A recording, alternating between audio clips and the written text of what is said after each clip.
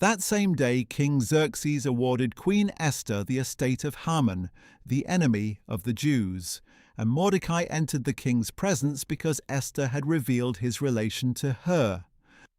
The king removed the signet ring he had recovered from Haman and presented it to Mordecai. And Esther appointed Mordecai over the estate of Haman.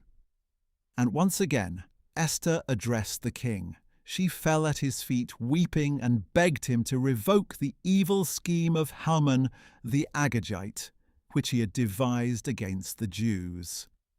The king extended the gold scepter toward Esther, and she arose and stood before the king.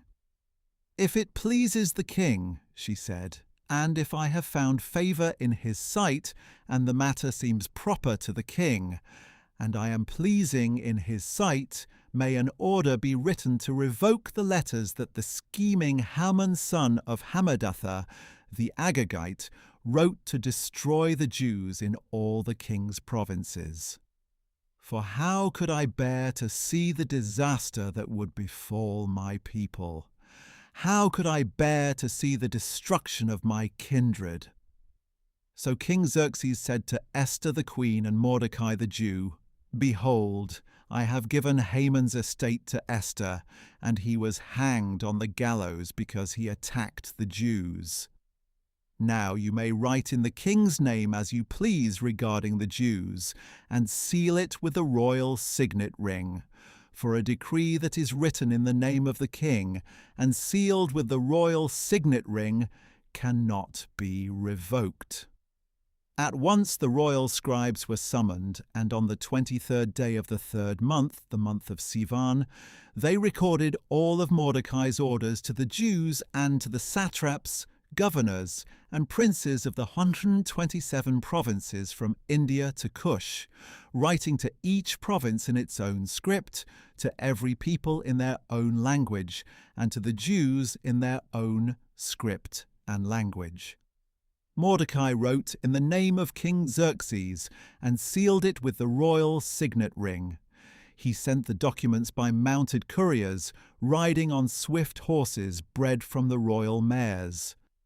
By these letters, the king permitted the Jews in each and every city the right to assemble and defend themselves, to destroy, kill, and annihilate all the forces of any people or province hostile to them, including women and children, and to plunder their possessions. The single day appointed throughout all the provinces of King Xerxes was the 13th day of the 12th month, the month of Adar. A copy of the text of the edict was to be issued in every province and published to all the people, so that the Jews would be ready on that day to avenge themselves on their enemies.